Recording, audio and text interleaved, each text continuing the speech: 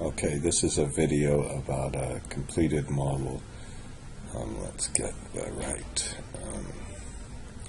file. In this file, we'll talk about the project finance model again, and this featured project finance will be the offshore wind project finance model. All right. These models are on the website. Okay, and let's just kind of look at this model again. I think this one, let's talk about this business of structuring and risk analysis. Let's talk about gearing and DSCR, and we'll kind of work through the structure of the model in the working section and the input section. Okay, so we'll just spend a couple of minutes talking about a few of the issues here. Okay, here we go to the project summary now. Right now, this is on structuring. Right now we have an equity IRR. We're on the sensitivity. Let's see. What that means is, one thing we could do is we could choose to keep this structure, and I hope I'm lowering the feed-in tariff. I think I just raised it, and then we can see if we can get kind of a IRR that's acceptable to us. All right, now. This model uses a function instead of a copy-paste routine, so we could do a whole, when we're lowering this, there's no macro, and we could do goal seeks and all the rest of it. Okay, let's say we for some reason, this is not realistic with an offshore project, but for some reason we can get a longer debt tenor, and we'll then accept an even lower tariff. You can see just how important the tariff is related to the financing. Okay. Now, if we would like to take this and do some risk analysis with this, the step one would be to fix the debt. That just goes through a copy and paste, and it fixes all the debt. So this time, if I would change the price again, let's put the price up. Now, the red line, I hope, oh, no, oh, sorry, oops, up, shit. Push it down, come on. I'm going to fix the debt, but then I'm going to put it on the risk analysis, and that means that the fixed debt will be applied. And that means that when I push this up, the red line isn't changing. I hope you have to look at that very carefully, and the other lines. And then you can do something like, oh, what happens if we have a P90 case?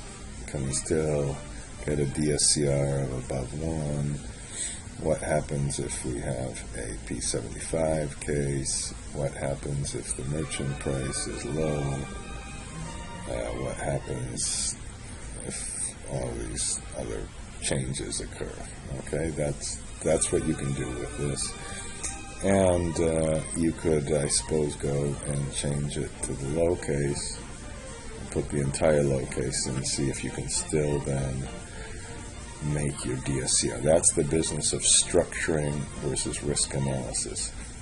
Structuring the debt is fixed and is flexible. You're kind of figuring out how to design the contracts in risk analysis. And don't worry about the low IRR. That's supposed to be almost a zero IRR because I don't know, I guess it's zero, because you have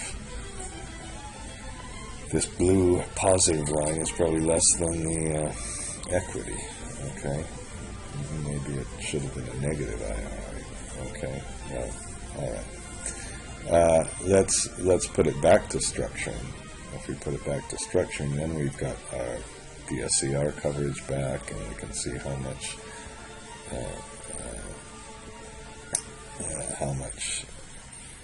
debt or issuing. Uh-oh, that didn't work. That's crazy. I hope that's not the one I had last time. Equity IRA was really high because this. So what you can do here is you can change it to gearing.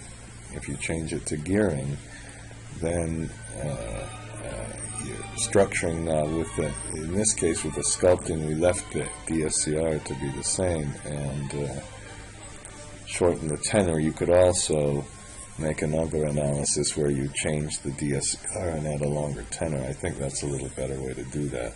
That's explained in one of the exercises. Or we could, maybe we'll just do an annuity case this time. All right. Again, no macros, no nothing. Now this one, ooh, look how bad, but just look how low that is. So we could change the gearing ratio. Let's get that up to 70% or something.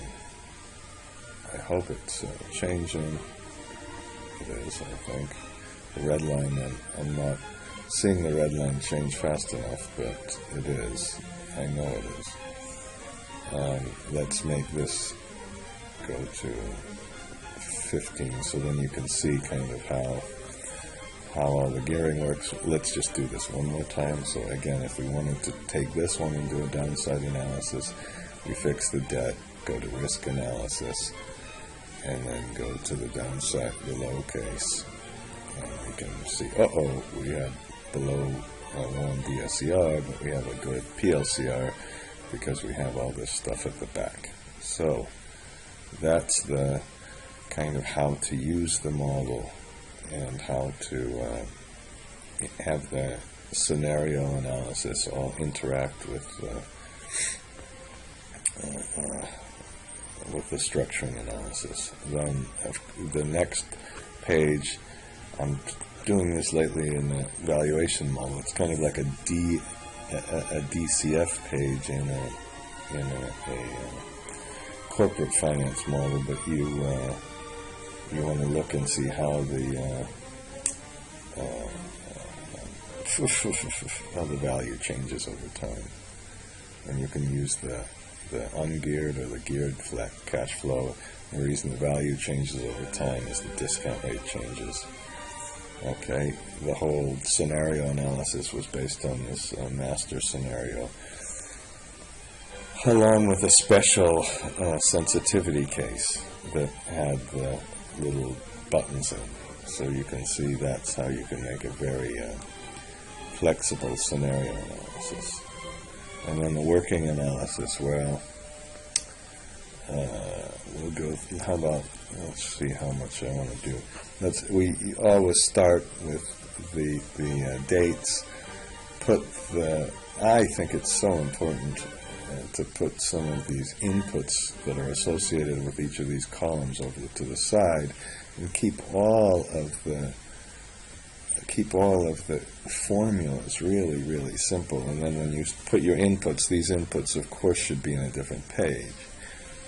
But the inputs for the dates is where you begin, and then when you get to other inputs that can vary over time, in this case we have a input that can vary over time with a different scenario, use the, I hope I use the index command here, you use the index function to put this dates in, and it's all tied to a code number. Now you notice the code number has a little red color, meaning that came from the scenario analysis. And the same thing here, we have some different inflation rates, but these came, whenever there's a red color, it comes from the master scenario page. So that's, and that one you do, again, if you've got the, this, it comes all from these generic macros. Please take a look at the generic macros and the macros that are in this page. Okay, let's continue. Okay, and we have some. Oh, this is where we implemented the gearing and the credit analysis. These little things comes from the developer tab. You go to the developer tab, and where do you go to insert, and you could get one of these buttons. It gives you a 1, 2, 3. you often use those together with the choose command, because you choose 1 if it's 1, 2 if it's 2, 3 if it's 3, blah, blah, blah. Okay, then we have some inputs, and we had some varying credit spreads and funding ratios. Now this is for me to resolve the circular reference, whether you do it with my function method, which you could argue, that's too complicated because we have a very long function. Don't worry about all these inputs to the function, it's not that bad. You've got the fixed analysis. That means that you copy and paste whatever applied debt you had in the model to this column, and then if it's on this one, it uses this. So this should be a hang on. Oh, whichever it uses is varies. Okay, applied in the model. They're all just the sums. Oh, there's an if statement here. So where's the total debt? I hope there's an if statement. That means this total debt depends on whether it's the function method really, which is the structuring method, or the risk analysis method. It looks like we had a copy and paste, so we're okay. They're the same, and then there's some discount rates that change over time.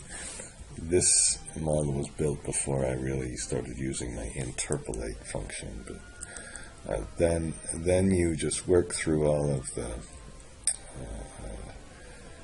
capacities and O&M costs. In this case, it was relatively simple. It just had some different prices and some capacity factors and so on and so forth.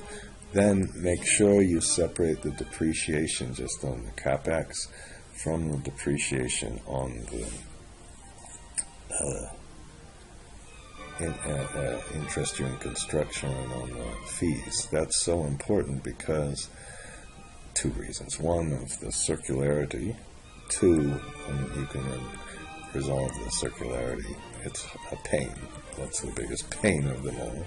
Sucks if you want to know the truth, but but when you compute the project IRR, you're really computing the project IRR on the correct depreciation if you split it out. So you really should have split it out anyway. And then you start with the funding analysis, and just underneath the funding analysis, you better put the debt schedule. I think it's such a good idea to separate the construction debt from the permanent debt. It's not that big a deal. And if the permanent debt comes from this table up here, there's our table, the table up here, that avoids a circular reference on DSRA and other things. It's a magical kind of thing to do. That's the trick. When you put in the amount that's drawn, this amount that's drawn, that comes from, or this one, this amount that's drawn should come way upstairs, 154 from that other schedule. Then we put the reserve balances. We have some refinancing. Then you notice there's a different schedule for the depreciation and the IDC and all that. And finally, the cash flow waterfall. And as usual, let's find some min-maxes. And I haven't found them yet. Oh, there's a min-max. There's a max. Hopefully there's a min-max. Look at this. I left one of these things out. Don't get mad at me for that. And finally, we've got some outputs, and there better be a balance sheet somewhere. I think I skipped over. Looks like that's a balance sheet. The balance sheet balances. So you're thrilled that you've got one of these wonderful feelings. The balance sheet balances. Okay. And that's enough. Oh, there's the website. I meant to turn off the video.